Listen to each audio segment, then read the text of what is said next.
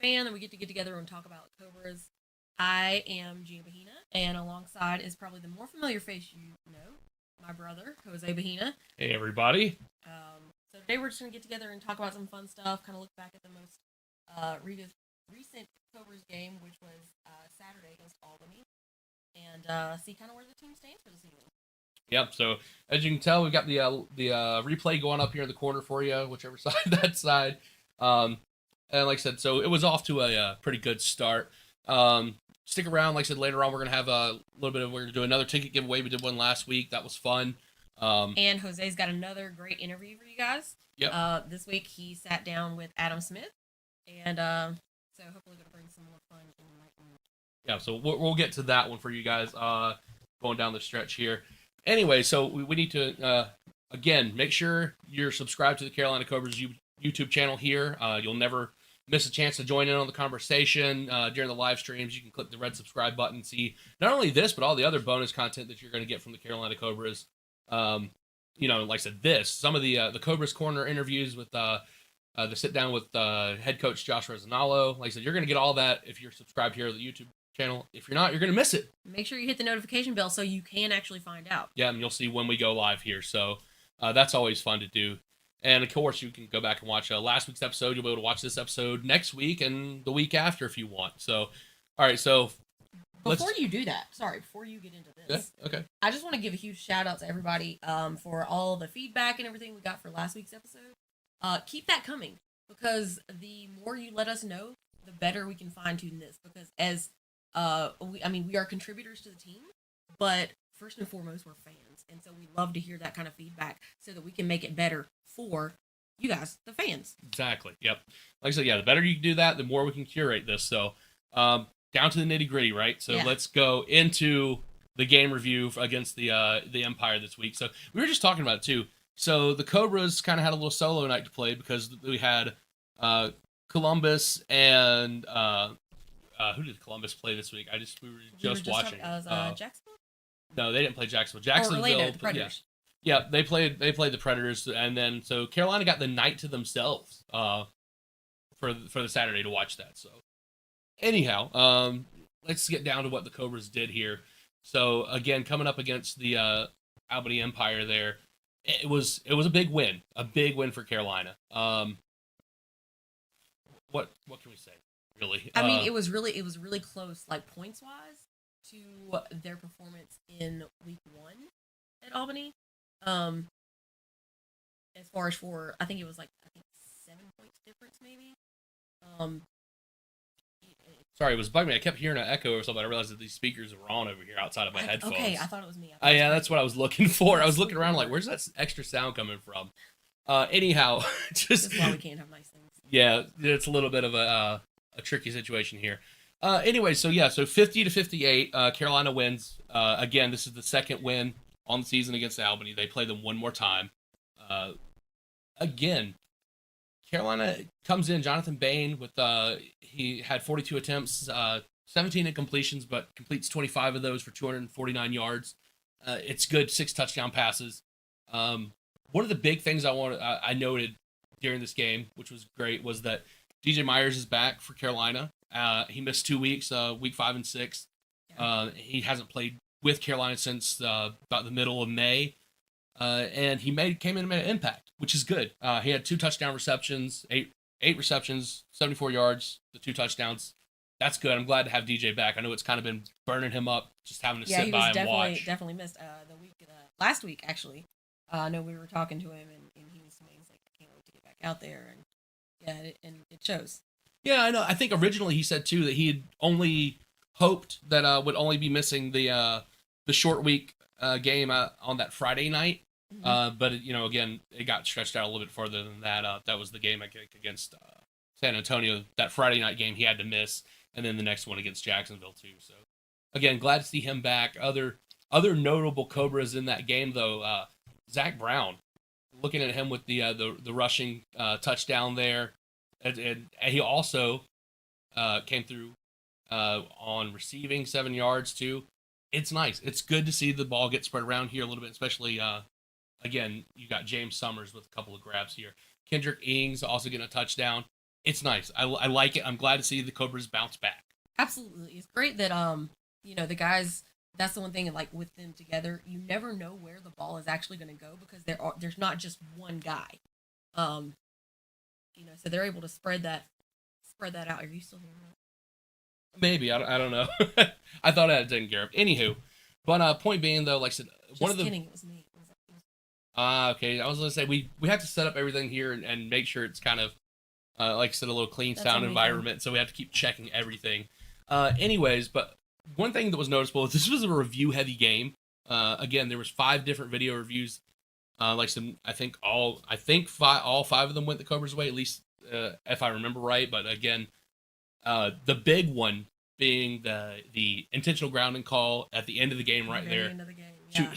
to seal the deal for Carolina. Basically, Casanova intentional grounding from the end zone that gave them Carolina a 2-point safety, and that really again. Then Albany attempts the onside kick. Carolina gets it. That's game. So it was done.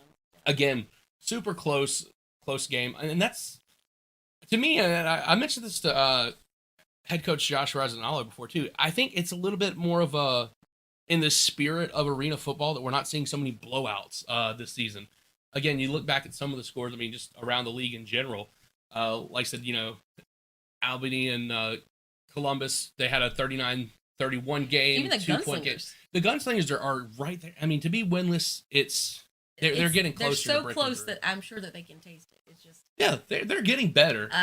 So because Friday, when they went up against Jacksonville, I mean 67-72. They didn't take the W, but man, they just keep getting closer and closer. And I was going to bring up that point too. This whole weekend has been close games. I mean, we'll look around the league here just a second and see, like I said, where everybody sits. But again, we had the Gunslingers, that game against the Sharks, 67-72.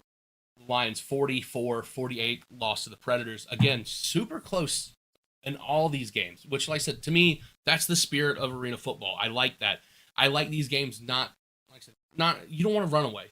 Because when you get those type of games, it's just, I don't know, it takes the crowd out of it. It takes the team out of it. And like I said, I think a lot of times it's not as entertaining football. That's the great thing about arena football is it's very, very back and forth. Whenever I try to explain it to somebody, I'm like, if you love football, you'll love this because it's so fast paced. Like, it's just, you never know which way it's going to go at any given point. So when you have these close games, that definitely coincides with that, because when you have a blowout, you're like, but it's always fun either way.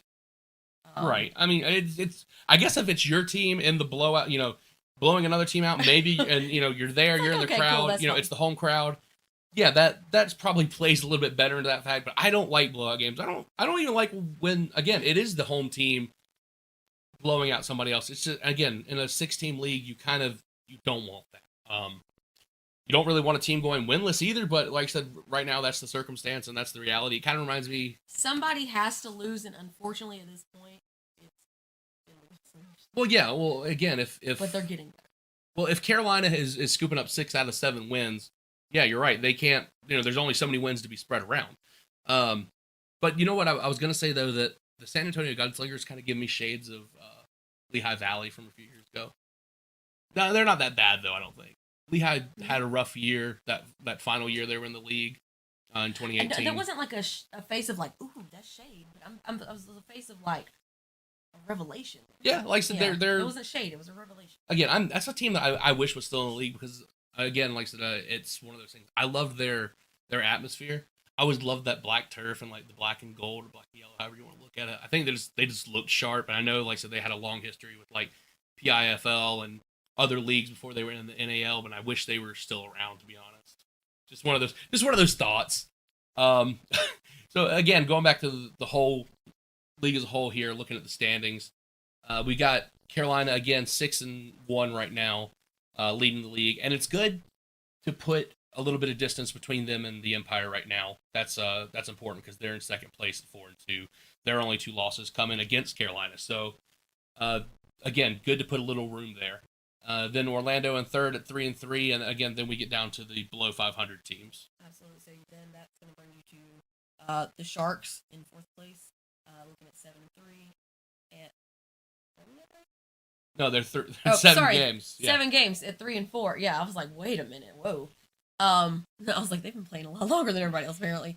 No, and then the Lions bringing up fifth with 2-3, and then of course the Gunslingers with that total. Right. And again, like you said, they're not getting absolutely decimated or anything. They're staying in games, but just can't pull off the win. It's unfortunate. It really is, but well, again, that's kind of where we sit right now. We're gonna look into a couple of more interesting questions here, going down the rundown here. But first, I think we should we go ahead and get to the interview with Adam Smith? I think that's probably I think that's great. Let's go. a good time for it. Yeah, since we're all caught up on the NAL as a whole, we're gonna do the Sunday sit down with Adam Smith. And I want to go ahead and forewarn everybody. We did this segment at a Cobras practice, which they practice at an outdoor facility. So like I said, and the weather wasn't the best. So like at first we're like, all right, this is actually good weather and I enjoyed it. But towards the end of the interview, it gets a little windy and noisy, and it actually started raining during practice before we could wrap up. So just wanted to give you a heads up in case you're listening with the volume turned up. Towards the end, it gets a little noisy. So just wanted to make sure everybody was aware of that before we get to it. But yeah, again, like I said, we're going to go ahead and send you guys to the sit-down interview with Adam Smith. All right, ladies and gentlemen, welcome to another sit-down with the Cobras here. This week we got Adam Smith. You're the second one we've got to do. Jonathan Bain was our first, and actually you were a fan-requested one, actually. Perfect. So one of the people on the YouTube stream suggested you, so figured good go. So tell me, who is Adam Smith? Yeah, I'm just a local guy. I'm a high school teacher. Son, brother, uncle, husband, all those things. I definitely have a lot of things going on outside of this, but of course I love football. I'm a coach, I'm a trainer, all of those cool things. All right, well, I know you're the North Carolina guy, so where are you from here? Moxville, yeah? Yeah, Moxville, North Carolina. So that's not just a hike up the road, though. Yeah, about 45 minutes, not too far at all. So what was it? My girlfriend grew up in Davie County, too. So like I said, so she gives me a good idea of what it's like, and I've been to her parents and stuff. But for everybody that doesn't know, tell us what there is or isn't to see in Davie County. There is not much to see. There's about one strip where there are a couple of restaurants. They got a Sonic now. They do, yeah. There's a Sonic. I think that there's a Waffle House, which is a big deal. Yeah, right there. But yeah, it's a small town.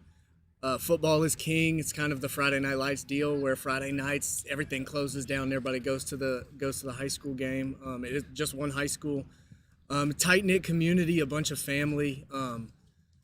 Everybody knows everybody. Everybody knows everybody's business, of course. That part. But yeah, it's just a small town feel. It's home. So you mentioned uncle, brother, everything. So you big family? I'd say a pretty average sized family. I've got 2 sisters, a couple of nieces and nephews, some aunts and uncles that live in the area, but nothing crazy. Small family gatherings, usually for holidays. Okay, gotcha. Brothers, sisters? Yes, 2 older sisters. 2 older sisters. All right, so you're the youngest of 3? Yep, I'm the baby. Same, I feel you. That same situation. So you went to college right up here at Guilford College. So had a little bit of experience there. You started 3 years, 4 years? 4 years. All 4 years. Okay. Yes. And what's funny is when I was looking this up, actually, a guy I went to high school with, the name Eric Kennedy, he was there just the year before you started, I think. Okay. And he was a running back at Guilford. And like I said, I grew up with him. And like I said, so I looked, I was like the first guy I saw on that roster list. I was like, man, you guys just missed each other, I think, by a year. Yeah. But again, so you were wide out there. Did you ever play any other positions? When I went to Guilford, I actually went as a quarterback. I'd never played receiver until maybe 2 weeks after we got out of summer camp. So was a quarterback in DB my whole life. I wanted to live the quarterback dream, but being a 5'10", 165-pound guy didn't really pan out for me. And obviously receiver ended up doing the trick. So gotcha. So okay, you were number 18. Mm-hmm. Yes. Why? Did you pick that number or? It was assigned to me initially, but that was the first number I had when I started playing quarterback in my career, in the 4th grade. Okay. So that's why I stuck with it. I wanted to go back to my high school number and be number 7 again. But once I didn't get it after year 2, my goal was I wanted to retire a number. So I said, if I don't get 7 after year 1, then I don't want to have to retire that number. So I stuck it out with 18, and hopefully in the future I've got some numbers hanging up on the wall. Okay, I gotcha. All right, so in 2013, your sophomore season, against Randolph-Macon. You had 226 yards in the game, 3 touchdowns. That was statistically your best game. So do you remember anything about that? I do. I do. We essentially every one of those 3 touchdowns were planned big plays. It wasn't like a busted coverage. It was we planned exactly for that to happen. Our offensive coordinator, Chris Barnett, he's now the offensive coordinator at North Carolina A&T. One of the most mind freaks of a coach I've ever been around. He could look at stats and game plan. Just based off of that, he would know who was going to be aggressive and who was going to do certain things. That entire game plan was just phenomenal. So I was in really good spots for first or second play of the game. I think I caught like a 95-yard touchdown. And it was just everything he said. He's like, when we get on this yard line, this is what we're going to do. And it happened. Just worked the way it was just like, this guy's a genius. Well, that's I mean, you can't argue with that. I mean, that kind of success in a game. So like I said, did you do any quarterback work while you were at Guilford? My freshman year, I did. My first game, I played a little bit of everything. I played some quarterback, running back, and receiver that game. Still kind of feeling out the process. Right. They essentially just had like a package for me, and it was just like give Adam the ball, and it was like screens, jet sweeps, and quarterback runs, and just a bunch of weird stuff. I think to try to figure out where I needed to be. And then I played very sporadically, and towards the end of the season, I fumbled one at quarterback, and they said, "Yep, you're done." So all receiver that's all it from took, then on. Yeah. All right. So looking at your pro history, so you started playing as a rookie with the East Carolina Torch. Yes, I was in camp with the Columbus Lions in. I remember you telling me that about a year ago. Yeah. So didn't make it through camp with them. Had no idea what the arena game was, and I'm really grateful for the experience because I started to learn. But then my first full season was with the Torch. Okay, gotcha. And then after that, Cape Fear. Mm-hmm, yes. That's over in Fayetteville. Mm-hmm. Is that where they were playing at that time? Yes. I think they moved around a little, didn't they? Yeah, they ended up. Our owner at the time, she ended up having a heart attack in the middle of the season, and doctor kind of advised her to stay away from the game because it was causing her some stress. So we ended up they ended up kind of shutting down operations for what they thought was going to be a short amount of time, and then COVID hit. So yeah, just rolled all together. Right. Gotcha. And then of course you signed for the season in 2020, and of course that was the COVID season that ended up being eventually canceled. And last year you re-signed with the Cobras and played and had some success actually. Like I said, and we got to see you. Like I said, we did a couple of interviews together about your experience kicking. We were talking about a few minutes ago. Like I said, the ability to kick. So limited ability anyways. Yeah, right. Better receiver than quarterback and better quarterback than kicker? Yeah, I think we can stick with that. That's the hierarchy for you. All right. So far, what's been your favorite NAL arena to play in? Outside of the old Greensboro Coliseum. That's the number one. That's a given. Yeah. Growing up, I knew of arena football, and I always saw ViStar for Jacksonville. I think that's how you say it. Yeah. I always saw that, and I was like, man, that the crowd is wild. It's jam-packed. Seems like an awesome place to play, an awesome atmosphere. And then when we went there last year, right before the playoffs started, I was like, this is what I wanted it to be. So it was really cool to be able to play in an atmosphere I'd seen since I was little. Orlando's really cool because the Magic play there. It's a massive venue. That's cool. And, of course, Albany has some history with arena football there. But I've got to go Jacksonville. I enjoy playing there. The fans will heckle you, but they really appreciate the game. Well, it's kind of makes it a hard atmosphere for you guys. Absolutely, yeah. And although they're sitting there, they're hard on you. They love up on you too. They just enjoy the game. And they enjoy everybody being down there. So it's a cool atmosphere. Okay. So I'm gonna move on. These are some of the getting a little nitty gritty questions. So these are about your teammates. So who do you think is the funniest on your team? Ooh, funniest on the team. Let me think.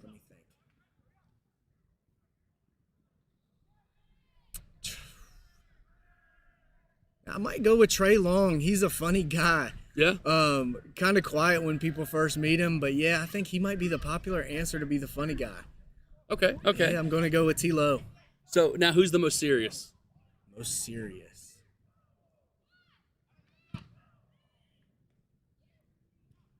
The first person that came to mind was James Summers. Really? Yeah, okay.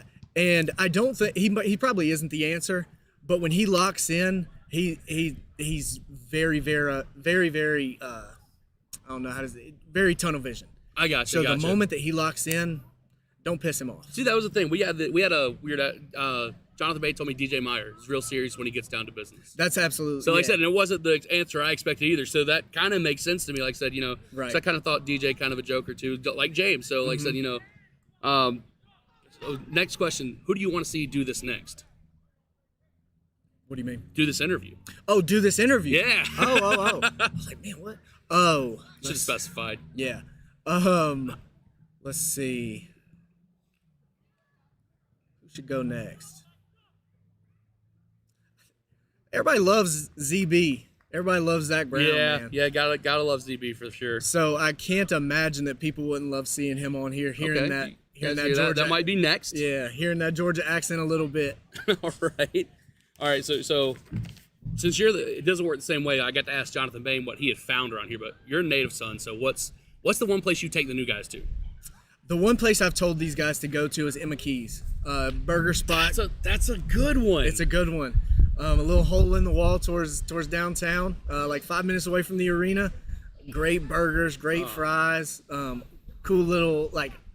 It's got atmosphere. It does. It does.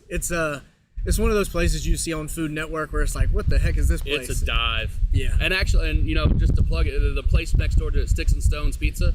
That's one of my favorite pizza places around. Okay. So, like I said, usually if I'm right there on Walker Avenue, it's one or the other, and it's Yes. always a toss up for me. All right, so we're gonna do the rapid fire. All right. Okay. So, online shopping or shopping in store? In store. Scary movie or funny movie? Funny. All right, DC or Marvel? Ooh, probably DC. DC. All right. What's worse, dishes or laundry? Dishes. Dishes. Steak or chicken? Steak. All right, concert or sporting event? Sporting event. What's your team? So growing up, Lakers, Los Angeles Lakers. Okay. Easy. Oh, Yeah. that was I didn't even off have the to. cuff, I shouldn't have had to think about that. All right, gotcha. Who do you think you beat one-on-one out here in basketball? In basketball, everybody except for I'm gonna go James. He's a mean guy, man. And I played against him in high school. That sucker's physical, and I don't want to mess with him down in the paint. All right, I So got you. I'll run around everybody else. All right, so anybody but James. That's the answer. All right, Netflix or Hulu? Netflix. You rather drive or be the passenger? Drive. Toilet paper, over or under? It's got to go over. Over. Okay. Yep, all right. over. All right. What's your favorite season, weather-wise? Favorite season weather-wise? Can't be this. I actually enjoy summer, I think. Okay. Specifically because I got a Jeep, so I get to take the top down, take the doors off a little bit. And then if I commit to the sweat, I enjoy getting a good sweat going. Okay. Getting in the sun, getting in the water, things like that. So I'm going to go summer. I think. Summertime guy? All right. Last thing, what's the one thing that people don't know about Adam Smith but need to know? I think the thing that always comes to mind is just that I'm a high school teacher. I've got an extremely regular Joe life outside of this football stuff. People look at me and don't expect me to be a high-level athlete of any sort. So I've just got this whole alter ego where I teach a bunch of 15 to 8-year-olds and have this cool relationship with them. So All right. I'd say that. I gotcha. So, Adam, that's all we got for today. Perfect. So we're gonna, like I said, be looking forward to you guys on the field. I didn't even bring up anything other than you guys are practicing right now. Bring up anything about the season, the games. Maybe we should touch on that a little before we go. Sure. Again, you guys are 5-1 right now. You lost to Jacksonville in the last game by 2 points on what was, unfortunately, kind of felt like mismanagement, so to say. Like I said,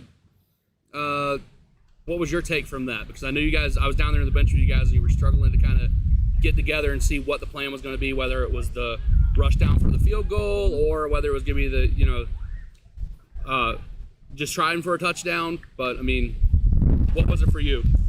So I think what we all learned is that the little things caught up to us Saturday. Just little things here and there, whether it's an angle here or just like a one misstep here and there. And if we don't make those, we win.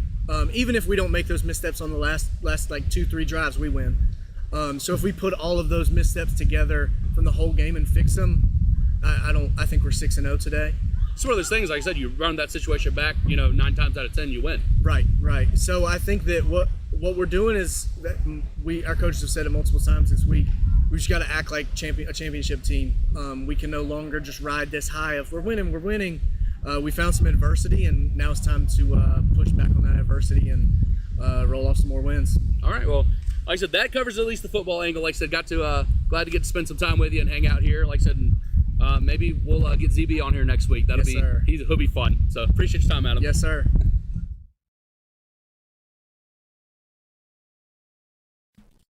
All right, so that was Adam Smith. Happy to have him join us for the sit down here with Sunday. I don't know why. I guess it must be in the game, the game replay. Yeah. It kind of caught my attention first thing, so I guess that's free. Okay, so I guess the Empire offers free beer for a year if you hit a field goal. I kind of want to watch this now because I didn't get to see this part watching the game live, so I want to. Kind of interested to see if this dude made it or not. Free beer for a year. No, it was interesting watching the. You can watch that. I'll just talk about the interview with Adam. That's fine. No, like it was interesting to see that because I wasn't actually able to be there when we did the interview. So I was watching it live with you guys, and and it's weird because like I know that Adam's a teacher, but like I didn't really. It doesn't. Think about you don't think about it, you know. Adam's a teacher. Responsible for molding young minds, and I honestly can't think of a better person. Like he's a great guy. When we talked to him and everything, just hanging out. I wouldn't know what to think. Like if I was a student, like thinking back to being in school, and it's like I couldn't imagine like one of my teachers playing football professionally. Yeah. Yeah. Like there's only one teacher that I could think of. Are you thinking about? I was thinking about oh gosh. See, I think about Jason. No. I don't. Well, yeah, he could play football too, but also Spanish teacher, Mr. Tram. Oh. Yeah, this dude. Okay, complete sidetrack. Sorry, but this dude was huge and buff and taught summer school, which I was in once. And we're not talking about academia, all right? But the problem is he was huge and buff, and like there was one kid that they did like a little. They got down and did a 1-arm push-up contest, and this dude blew the high. I mean, this kid was a high school junior? Or you think it was a junior or sophomore year? I can't remember. But anyways, again, he played on the football team, and like Spanish teacher blew him out of the water. Did like 15 or 20 1-arm push-ups. It was insane. That guy was great. He was a fantastic teacher too. Yeah. Again, so those are the only ones I could think of having that kind of like alter ego of being a football player like Adam does. Again, yeah, not the guy I would suspect. I love how like. You guys just really got taken off about like just talking, just having a conversation, and then it was like, wait, we should probably talk about some football right now. Right, and I've never made it a secret. Like I said, Adam, I connected with him pretty much as soon as he came into the Cobras organization, and like I said, again, yeah, he's from Moxville, and again, my girlfriend's from that area, and we kind of like I said, I'm familiar with a lot of it, and it's kind of nice, always nice to have the local guys, him and James Summers. I think it helps identify with the crowd, again, everyone's got their fan favorites. That's a good question. If you want to put in the comments, let us know who is your favorite Cobras player, and let me know why, because again, like I said, Adam's local. I love all the guys. ZB is hilarious, and I'd love to have him on. He is so funny. I actually look, this is again sidetrack, but I have a game ball from Jacksonville that I actually got signed by ZB when he was there.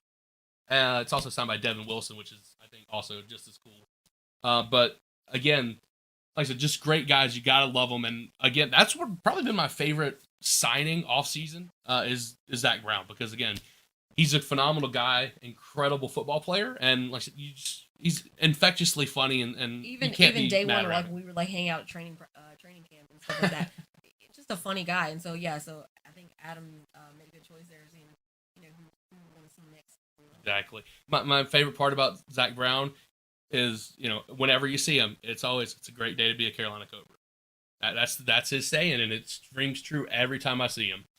What do you think about hang on, sorry, I didn't cut you off. I know you're probably moving something else. What Adam was saying about Cobra is talking about they finally found that adversity,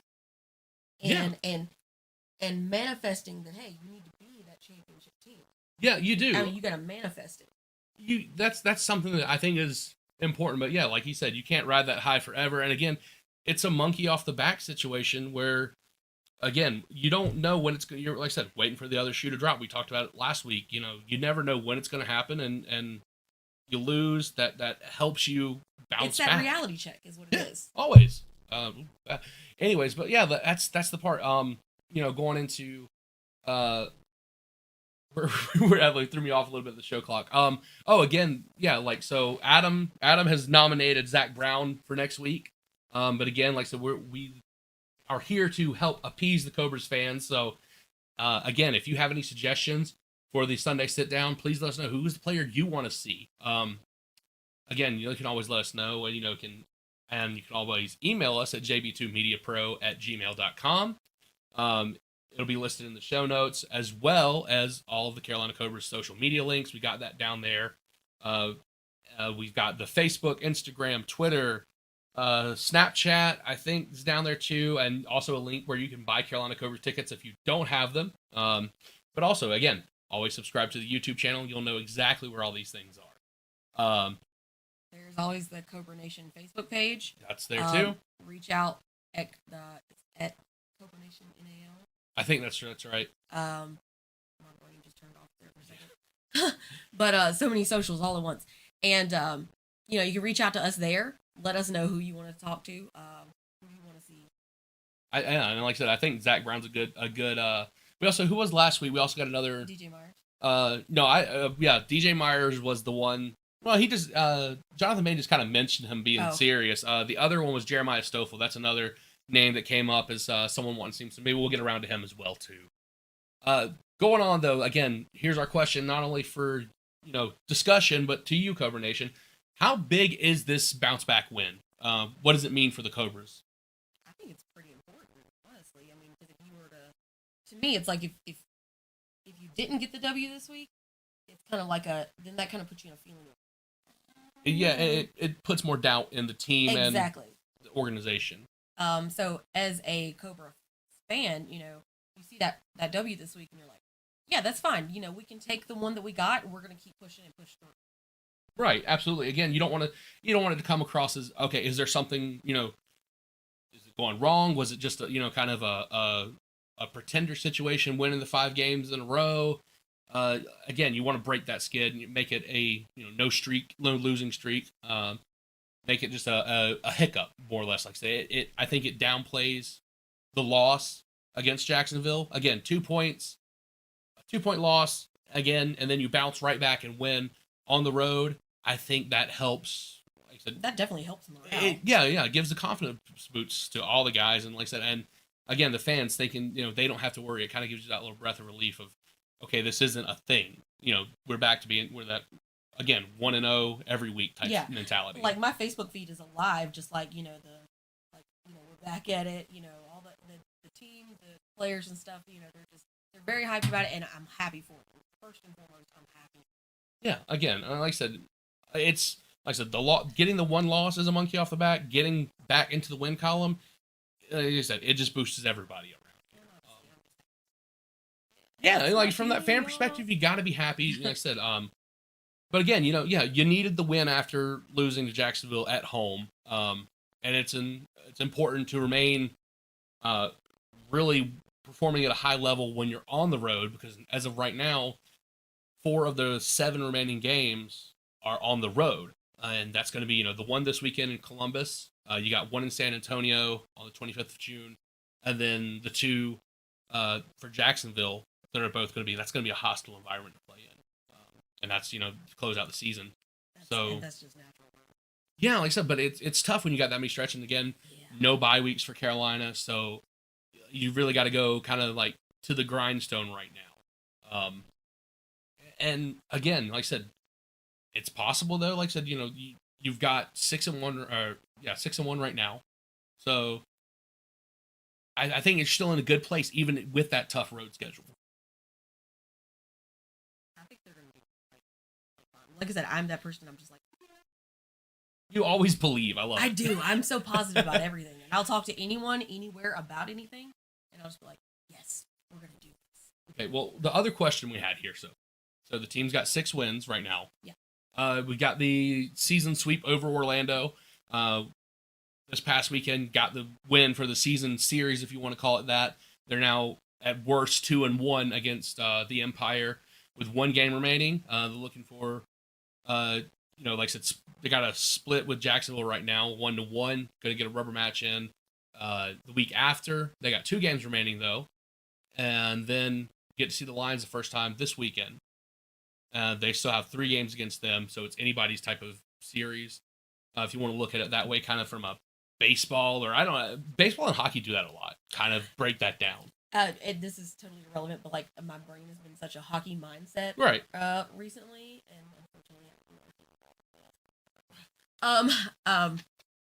anyway, my brain was in such a hockey mindset that I saw a flag go on the field during the game, and my brain was just like, why didn't somebody go to the penalty box? Like I couldn't. Oh, you're so geared towards hockey right now. You think, My brain was think like, about penalties in a different reference. Exactly. Yes. I was like, oh, I get that. Oh, yeah. I get that. Point being with the question though, like I said, we loaded it up here. So the real question is, with that kind of hot start, again, winning 5-6 games, and again, like I said, can they have a winning record against everybody this season? I never say never. Okay. That being said, I gave you the loaded question. You gave me the loaded answer. I did. Oh, this is what we do though. I'm gonna say that I watched, part of that Columbus game Friday, Right. and I'm not necessarily. I don't want to be like that's done, but I'm feeling positive. Yeah, it does when you have one team that wins and one team that loses, and then they go head to head the next week. You kind of come in with a little predetermined bias. I get that. It's not even about it's not about the win or lose. It's just from what I saw. Not that Columbus doesn't have great guys as well, but it's just that from what I saw on the field, like I'm like, there are things that I know that the Cobras, especially the Cobras defense, would they would love to be in that position. Yeah, to make it theirs. I understand. Yeah. Yeah. Well, they would definitely what am I trying to say? Dominate on that. Oh yeah, they would capitalize on the situation. There we go. There you go. Word. Yeah, See, we'll get you at the source. Sometimes I'm like at a 20, and sometimes I'm at like a 0. I can't speak. Like I can bang rocks together and make better language.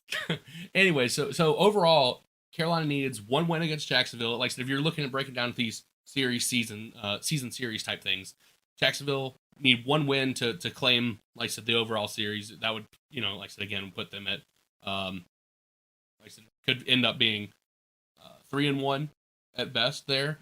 So you need 1 win against Jacksonville to claim the series. You need 2 wins against Columbus. So that's kind of 3 games that would decide that if they would have a winning record over everybody.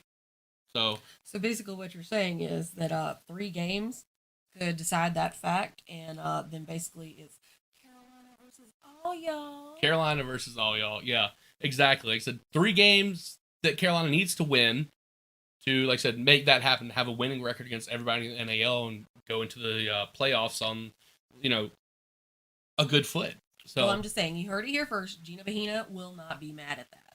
I think for the record, I think Carolina can pull that off. Like I said, get the win against Jacksonville. It's going to be a lot harder playing on the road. It always is, because you don't have your fan base there to really back you up. Right. And again, the places they're having to play, like I said, I'm not 100% familiar with the San Antonio Gunslingers kind of fan base. They're new, so that kind of maybe a ding for them. Again, it's tough. That first year is very tough. We've seen it for every team. The Empire kind of had a little bit of a boost by being a AFL team before joining the NAL. So like you kind of see carryover in that fan base. But when you're looking at a brand new fan base, again, same way in Orlando too, had the carryover. Even though it's been years for them. But again, Carolina, let's see, the Gunslingers, the Maine Mammoths, they were up in Maine, and again, they were brand new. That same year, there was another. What was the third expansion team that year? It was Carolina. Was it New York? Well, we did see the Streets too. Same way, like I said, it's hard when you're a new a new team, generating that fan base and getting that kind of home atmosphere, like I said, to make it hard for your opponents to play in. But Jacksonville, Columbus, Orlando, they have, like I said, that history, and they have all those fans that are dedicated fans. Yes. And I think, in my opinion, Jacksonville may be the hardest place to play in. I think I've done this statistically before when I was writing a couple articles about the NAL. And I think statistically, Columbus is actually the hardest place to play in. They have won more home games than any other team, I think. And it was pretty close, though, between Columbus and Jacksonville, at least in their NAL history. That was kind of the qualifier. I would definitely agree with that, though. So, again, Jacksonville, Columbus, just hard to win there. And that's coming from having we've actually been there. Yeah, we've been to both of those arenas before. Yeah. And can definitely tell you that, hey, those are some very dedicated fans. Now that I think about it too, I don't think we've seen. We've only gone to 2 away games, and I don't think they've won either one. They lost in Columbus. I remember that, and then that was the championship game that we saw in Jacksonville. So that was another loss. And like I said, so maybe we shouldn't go to road games.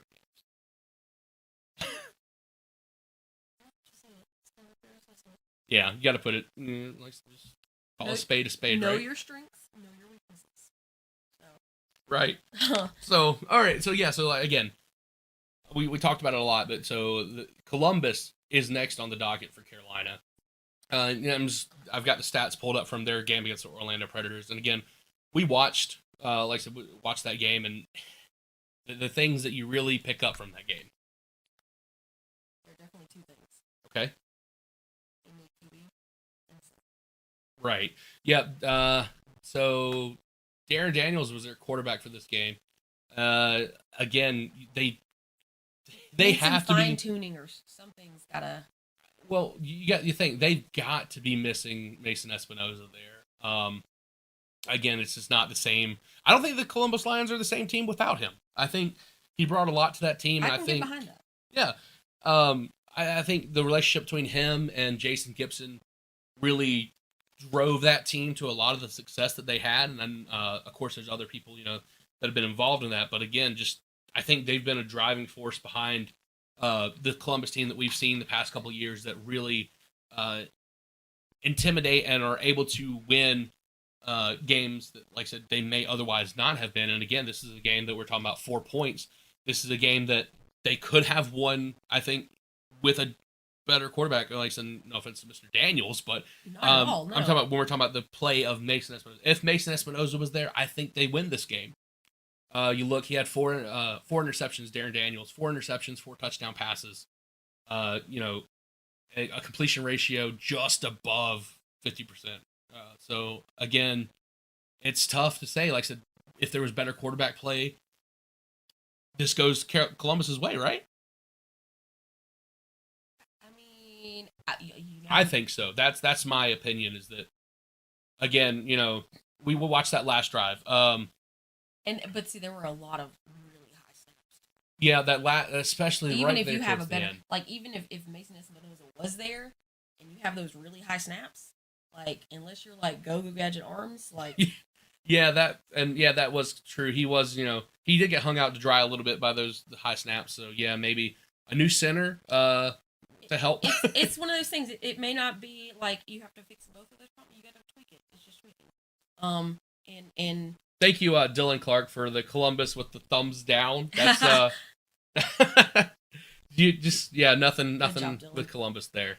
I assume that's Dylan Clark of the Carolina Thunderbirds. I would assume so. So I guess he has maybe some strong feelings against the other team in Columbus that the Carolina Thunderbirds play, the Columbus River Dragons. So maybe just Columbus altogether is a no-go. You know who you are.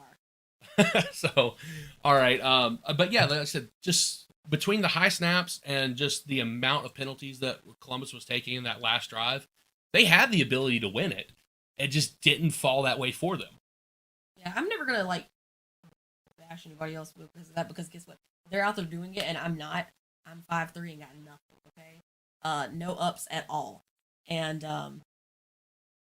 but if Columbus plays this week the way they did last week, the Cobras will take it because, like you said, you gave me my fancy word there.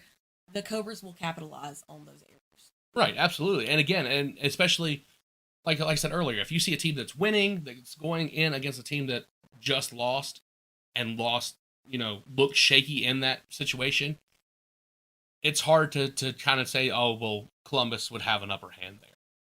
It's easier to speculate and say, yeah, I think Carolina's going to be able to win this one. The other thing too, like I said, just Columbus just had, the amount of issues that they had. And I think they could work through that too, but we'll see. Hopefully it's not this week that they figure it out. And so then what else do we have here going into the weekend? So we're kind of getting right on time here. It's great. All right, so we're gonna give away another 4-pack of Carolina Cobras tickets. So if you're interested in going to the game and you want to claim these tickets, the way to do it here is email us at jb2mediapro@gmail.com. We can set you up with the tickets for this. This will be for the next home game. That's going to be, I think, against the Empire again, correct? I think that's the next one on the home schedule. So, yeah, like I said, I think, if you can't, for some reason, you want to claim these tickets and you can't, maybe you might be able, the ticketing department could work something out for you, even if that's the case. But we'll see, like I said. So, yeah, that'll be Saturday, June 18th against Albany. They'll be at home in Greensboro. So if you want those tickets, go ahead and send us the email. We'll get the information out to you and get that over to the Cobras ticketing department. So yeah, definitely come out and come before the game. There's a tailgate. Shout out to the Carolina Cobras tailgating group. Fantastic people. Love them all so dearly. And it's always a great time to get out there. And sometimes the players will come out there before the game if they have time. Different things. It's just a really good time. It's an environment that I think everyone should experience at least once. Not only that, but you can't not enjoy it. Really, Absolutely. There's so much more to the arena football world. Yeah, the little word escapes me, but like I said, just kind of like, especially in Greensboro, like I said, there's a community that really supports this. Yeah, really supports this team. Like I said, and it's nice. Again, like I said, you gotta respect that, and like I said, the people that go out of their way to, put all this on. They do this on their own. Like I said, there's no backing. Well, there's no, I guess, formal backing from the team, but like I said, I think the team knows and the team supports and appreciates it. Absolutely. So yeah, come out to the tailgate. That's out in the parking lot there. Like I said, you'll notice there's usually like 5 or 6 canopies set up. It's great. It's a fun time too. Like I said, you probably see us roll through there. Yeah, we'll be out there at least for a few minutes. That's actually the Saturday after Jose's birthday. So yeah, we'll probably throw a little. We're gonna have cake. We're gonna have cake. Just say it. We're gonna have some cake. Always. All right, so I think that's gonna wrap it up here for the episode 2 of the Sunday Snake Pit. So again, make sure that you're subscribing to the Carolina Cobras here on YouTube. Follow them on all the social media links that are going to be in the show description. And then, like I said, we'll enjoy some Carolina Cobras football. Again, this week, it's going to be on the National Arena League YouTube channel. It's the only place to watch the away games as they play in Columbus against the Lions. We'll be watching. I was this close to going to this game in person, but I had some other things come up that probably takes that off the table for me. But final thoughts? I don't really think so. I think we've covered everything. I'm super excited to see what this week is going to bring. And I'm ready to look forward to the next home game because that's where we thrive. That's where I thrive. Yeah, when you again, they're playing the 2 games on the road. That it makes you miss the team when it's more than every other weekend. It makes you miss, Yeah, because like sometimes it's nice having that Saturday off, but then I'm like, now what do I do with my Saturday? You watch Carolina Cobras football on YouTube. That's what you do. Yeah. So or even when there's an away game, they always do a watch party. Yep, there's watch party. I know last week I think it was at Oral Beer. I think so. It changed, but check out the they post Facebook that page, yeah, and we'll let you know exactly where it's at. Also, we'll post that on the Cobra Nation fan page, and feel free to keep you guys join up in. to date. Absolutely, join in. Make sure you follow us there, and that's Cobra Nation is a fan page run by me and Jose, and we'll try to keep you guys as up to date on stuff as we can. All right, I think that does it all here for us here today, and we'll catch you guys next week. Hopefully, tune in Sunday, and we'll be back.